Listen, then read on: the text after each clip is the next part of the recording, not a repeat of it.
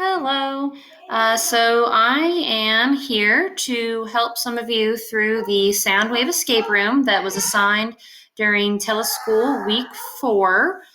Please ignore the sounds in my background. Those are my children not listening to me by being quiet. Yay. Um, so some of you got stuck on some, and maybe that's why you haven't submitted it. So if you just watch this video and walk through it with me, I will tell you at the toward the end how to get credit and prove that you have watched this video and done the sound room with me. Okay. All right. So the first page of the sound room says sound is a form of energy. A sound wave is a moving vibration. Is sound a form of kinetic or potential? Kinetic energy is energy that is in motion or energy that is being used. Potential energy is energy that is being saved or energy that is not being used. Sound can only move from place to place through a medium. What's a medium?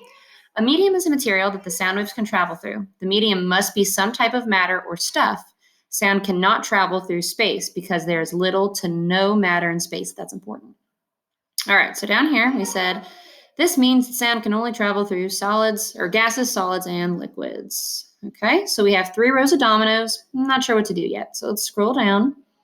It says which line of dominoes would take longer to fall, which would take the least amount of time to fall, which line would be the second fastest to fall. These letters in this order is your password to the next room of this activity. Use uppercase letters, no spaces. All right, so it looks like we have to answer each of these questions. So the first question says, which line of dominoes would take longer to fall? In other words, which is going to be the slowest one?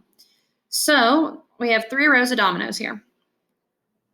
This row is all really close together. This row is really far apart, and this row is somewhere in the middle. So the first question is which it takes the longest to fall. In other words, which one's going to be the slowest. Now, this is just, these dominoes are representing particles of sound. Particles of sound actually travel slowest in a gas medium because the particles are very far apart. So B has the dominoes furthest apart, which means sound is going to travel the slowest through the letter B. Okay, so that is my first code here. I'm going to put B. All right, let's answer the second question. Which would take the least amount of time to fall? So the opposite is true for sound. If the spread apart ones represent gas, and that's the longest time to fall, the fastest ones are going to be the ones that are closest together. That's because sound travels better when the particles are really close together, such as in a solid. So A will be the fastest to fall because they are close together, which means the last letter has to be C, which is somewhere in the middle. So if we hit submit, yay, we got it right. So we're going to right click and open in a new tab. Some of you got stuck there because it does need to open a new tab. If you simply clicked on this link, it doesn't work. Okay, so we're going to go to our second room called Movement of Sound. On the previous page of this activity, you learned that particles hit each other quicker if they are closer together. Because of this, sound moves through different kinds of matter at different speeds. The closer the particles are in matter, the quicker a vibration will move through the material. The more distance there is between the particles and matter, the slower a vibration will move through the material. So we have 4 blocks here. Which of the blocks above shows the particles in space? So it looks like we're going to answer these questions by putting a number, okay? So which of these blocks shows the particles in space? 1, 2, 3, or 4? If you answered 3, you are correct. Because there are no particles in space, sound can't travel through that. So this represents space. There is no particle, okay? So 3 is going to be our first number. So I have that written down on my sheet here so I don't forget it as we finish our questions. So the next one says, which shows the particles in a liquid? Liquid particles, like we learned in the early beginnings of the year, are close together, but they have enough space to where they can roll around. So that one's got a lot of space, no space. So a liquid is about number 4. Number 4, you can see they're close together, but still has some space in between. So in 4 is going to be our next one. So far I have 3, 4, which shows the particles in a solid. Solids are really, really tightly packed together. So that would be number 1. And the last one, which shows the particles in a gas. Gas particles are really spread apart. So that's going to be number 2. Okay, So far we have 3, 4, 1, 2. These are the first 4 digits in your code to the next step out of the activity, okay? But there's another step. So let's scroll down and see what our next code is. The last 4 digits of the code are the numbers that show how quickly sound would move through each material. So remember, these are still the same materials. We have solid, liquid, gas, and space, okay? So we need to arrange the numbers from slowest speed to fastest speed. And this is going to be our final 4 digits in an 8-digit code, okay? All right, so sound travels the slowest through particles that are really spread apart. Because we have the vacuum of space here, we do need to include this. So because sound can't travel in space, this is going to be our slowest speed. So our numbers are going to be 3. Slowest speed, they travel through gas is the slowest. So 2 is going to be the slowest. Then liquid. And travel the fastest through a solid. So it's going to be 3, 2, 4, 1. Excuse me. So the final 8-digit code is the first set of numbers, space, then the second set of numbers. So let's try it. So the first set of numbers were 4, 1. Oh, that's wrong. That was a different number. Okay. 3, 4, 1, 2, space. 3, 2, 4, 1.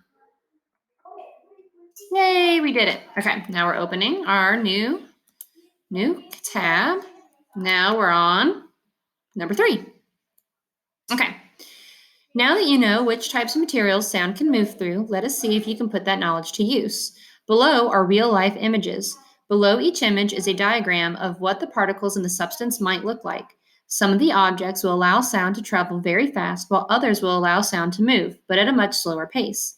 Below are the speeds that sound would move through these 5 substances, but the speeds are not in the correct order. Dun, dun, dun. All right. So this is the one where people are getting stuck on, mainly because there is a mistake on here. Notice that we have granite, which is a solid, and the particles are really, really close together. That is correct. Sound travels the fastest through granite, which if we look at the speeds, fastest speeds are going to be the biggest number. So 600 meters per second is going to be referred to granite. Okay, that's going to be important later. The next one is salt water. Notice that the saltwater particles are a lot more thick and close together than regular water. That's because they have extra stuff in them. So salt water is going to be the second fastest speed, which means it's going to be the second highest number, which is going to be this 1535. So 6,000 goes here, 1535 goes here. The next one that has the particles close together are just regular water. So that one's going to be matched with 1493. But then we have these two air. We have 355 and 343, and this is where the mistake is. So air at 40 degrees is actually warmer than air at 20 degrees. This is cold air, okay? Cold air actually should be this picture, and warm air actually should be this picture. So they're switched, okay? So that's why this one's confusing. In this diagram, because that is wrong, air at 20 degrees does want you to use this number, 355. So now that we've kind of matched them, let's go down and see what the clue is. It says add the speed that sound would move through salt water. Okay, we said salt water was 1535 plus the speed of sound moving through air at 20 degrees. That's the trick one. It wants you to use this one, even though that's not correct. Okay, so 1535 plus 355. Hold on. Okay, so 1535 and 355 is going to be 1890. Okay, so then it says subtract that number from the speed of sound that would move through granite. That was the 6,000. So then we have to take 6,000 minus 1890, and that is going to give us our next number, which that's why this one was confusing. But if you do the math correctly, you do get 4110 as your next code. So let me enter that. And yes, we are correct. Okay, so now we're going to open a new tab. And here we go. Okay, so now we're on longitudinal waves. This is the 4th room, and there are 9 total. So we're halfway there. Okay, sound is energy that is carried from place to place in waves. Sound waves carry energy from one place to another. Sound waves are produced by vibrations of objects. When an object vibrates, it vibrates the material around it. As an object vibrates the air molecules are either pushed closer together or they're pulled apart from each other. So we have two definitions, which you should remember from, before all this mess. Rarefactions are when the particles are pulled far away. They're spaced out. Compressions are when the particles are really close together or squished together. So it says here, when the bell moves in the opposite direction, the compressions and rarefactions will be reversed. A sound wave will be created as shown below. This type of wave is called a compressional wave, which is also known as a longitudinal wave. So when we have a diagram like this, the compressions are shown by these dark bands. These are called compressions because the particles are really close together. These lighter bands here, these are your rarefactions. That's because their particles are more spread apart here. Okay, so now we know the science. Now let's go find the clue. So it says, pick out all the numbers that are compressions in the sound wave above, moving from left to right on the wave. Let's do that first, okay? So we're looking at all the compressions. So this is a compression, so we're going from left to right. So our first number should be 4. This is a compression, so the next one is 1. This is a compression, so the next number is 5. Then 2, and the last compression is 3. Okay, so that's our first part of our code, but there's more. Then it says, pick out all the numbers that are rarefactions in the sound wave above, moving from right to left. Now we're going opposite. Okay, so now, starting over here, the rarefactions are going to be the parts that are spread apart. So we have 7, then 9, then 8, and last there's 6. This 9-digit code is the combination for the lock to the next escape activity. So let me plug in our numbers that we had. We said 4, 1, 5, 2, 3, 7, 9, 8, and 6. So, and we did it. Yay. Okay. Moving right along. Here we go. Okay, number 5. Wavelength. The wavelength of sound is the distance of one complete vibration. To measure the wavelength of a sound wave, you can use several different techniques. Measure the distance from the beginning of one compression to the beginning of the next compression. Measure the distance from the beginning of one rarefaction to the beginning of the next rarefaction. So these arrows are showing you how we can measure it, just like I taught you at school.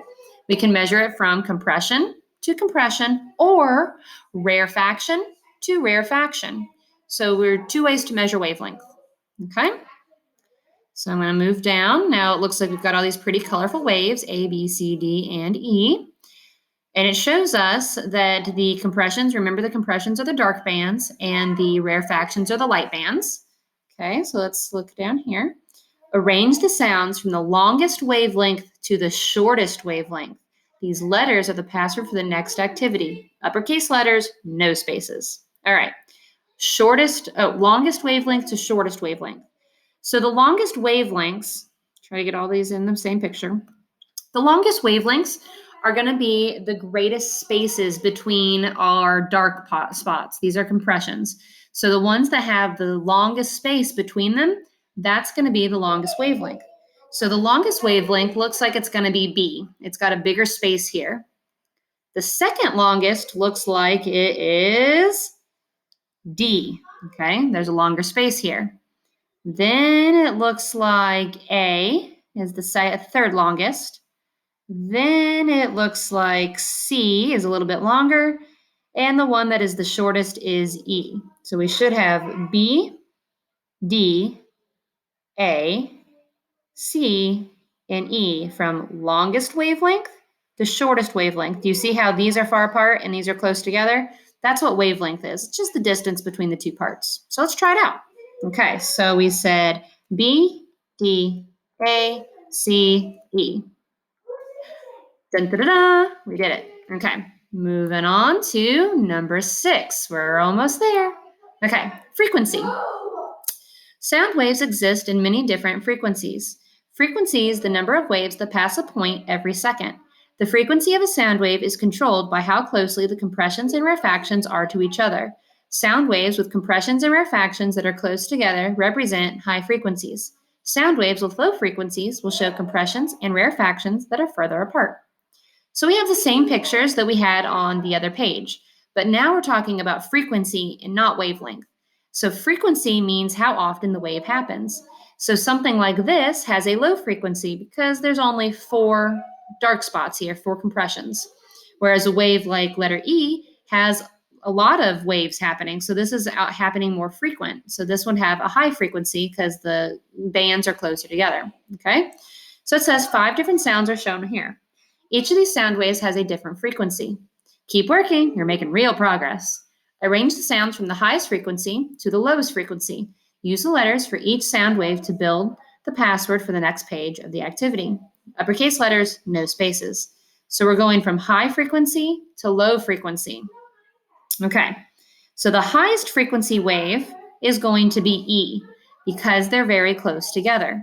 So E is going to be our first letter. The next one that has a next high frequency is going to be C because they're still close together but a little further apart. Then the next one that's close together is going to be A. Okay, do you see how we're getting less frequent, but we're still pretty frequent? Then D, okay, still has some waves. And the last one is B. This is the lowest frequency because there's the least amount of dark spots or compressions there, okay? So that would be highest to lowest frequency is E, C, A, D, and B. So let's try it out. Okay, so we said E, C, A, B, D. And dun, da, da, da, we got it. Okay. Okay, all right. The next one is pitch, which is related to frequency. So this one should be pretty easy too. Sounds all have a different pitch. We think of pitch as the highness or lowness of a sound. The pitch of a sound wave is determined by using either the frequency or the wavelength of the sound wave. Low-pitched sounds have long wavelengths and low frequencies. High-pitched sounds have short wavelengths and high frequencies. Below are 5 sound waves. Look at each wave and determine the pitch of each wave. Okay, all right, so here's our different waves. And again, frequency and pitch are related. So waves that have a high frequency have a high pitch. Okay, so let's check out the clue. You are almost there. Put these sound waves in order from lowest pitch to highest pitch. These 5 letters make the password for the next room in this activity. Uppercase, no spaces. So we want low to high, okay? So our lowest pitch is going to be our lowest frequency. So our lowest frequency is going to be this one here, E, because they're really long and really far apart. They're less frequent. So E is the lowest frequency. Then C, this one is low frequency. Then D, then A, and B has the highest pitch because it has the highest frequency. Remember, high frequency are waves that happen more often. They're close together. And that's what indicates a higher pitch, kind of like the squealing you might hear in the background of my house. Okay, so from low frequency to high frequency, it's E, C, D, A, and B is the highest. So let's go ahead and plug that into our code E, C, D, A, B. Let's try it out. And we're almost done. Ta-da! Okay. Now we're going on to number 8. 2 more. All right. Number 8 says changing pitch. Sometimes a sound's pitch will change in the middle of the sound. For example, when someone sings, they do not use the same pitch throughout the entire song. That'd be like me singing, row, row, row your boat gently down the stream. I sound like a robot. Okay. Instead, we change pitch throughout the song. Row, row, row your boat. Okay, I went up. A trumpet doesn't always play the same pitch in a song. It changes pitch from note to note. Okay, so we're going to look down to see our next clue. We've got lots of colors now. Okay, I'm seeing some of these waves have different patterns now. Okay, so let's go read the clue. Look at the sound waves above. Some of the sounds have the same pitch throughout the entire sound wave. Others are changing pitch in the sound wave.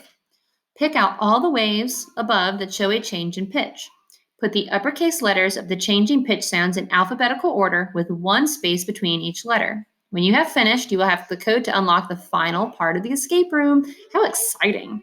Okay, so we are now looking at waves to see which ones have a change in pitch. So that means to find out that these dark bands are actually going to change throughout. So let's look at the letter A. That looks the same, that looks the same, and that looks the same. So A is not changing pitch. Okay, let's look at B. All right, these all look the same here. All look the same. Uh-oh, this does not look the same as that. B does change pitch. So this looks like it goes from a high frequency sound to a low frequency sound. So it's like da, da, da, da, da, da. Okay, because it changes down to a low one. All right, so B definitely changes pitch. Let's write that one down. C, this looks the same, and this looks the same. That one doesn't change pitch at all. That's the same note.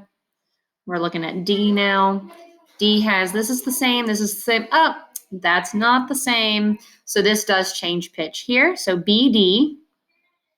And our last one also changes pitch because these are the same, but this is not. So in alphabetical order, we have B, D, and E, but we have to put a space in between them. I messed up on that one when I did it the first time. I didn't put a space and I didn't get it, but I learned. Read the directions, it's important. Okay, all right, we're submitting it and possibly freezing, waiting for docs.google.com. So, oh, yay, okay, we got it. Scared me for a minute. Okay, now we're opening our last puzzle. We can escape, guys. Okay, here we go. Loudness and amplitude. The loudness of a sound wave, also known as the amplitude of sound, can be determined by examining the sound wave. Loud sounds have compressions that are very tightly packed. Loud sounds also have refractions where the particles are spread very far apart. In low amplitude sounds, the particles and rarefactions are not spread so far apart, and the particles and compressions are not so tightly packed. Another method for determining amplitude is to compare differences between the compressions and the rarefactions. The bigger the differences, the higher the amplitude. If the difference between the compressions and rarefactions is very slight, meaning we can't really tell a difference, the sound has a low amplitude, meaning it's a soft sound, okay? So loud things have really, really dark particles, okay? And soft noises or low amplitude have really, really light particles. So it looks like these here, this would be a loud sound because see how dark that is? And number 4 would be a really soft sound because it has a low amplitude. It's very light, okay? So high amplitude, low amplitude, loud, soft, okay? Let's read the clue. 5 different sounds are shown above. Rank them according to loudness, loudest to quietest. Okay. Do not put any spaces between the numbers. This is our final password. Good luck. All right, so let's check it out. Loudest to quietest. Well, I've already told you that the loudest sound is this number 2 because this is really, really dark and really, really packed together. So this has a high amplitude, which means it's loud.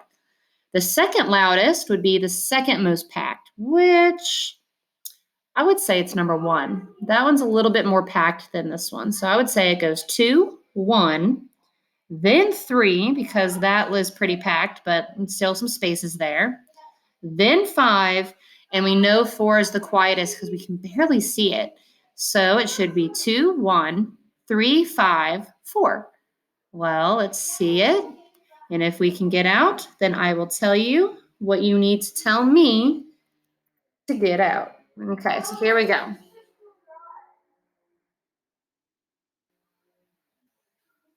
And congratulations, you completed the assignment with me. So if you just watched me do the escape room and you did not do it yourself, I would like for you to email me or you can post a comment in Teams. You need to just simply email me the word sound wave. Okay, the word again is sound wave. Email me that word, sound wave, 2 words, and you will get credit for completing this escape room because I will know that you watched this video with me doing it and getting some sound information in there. Okay, thanks guys.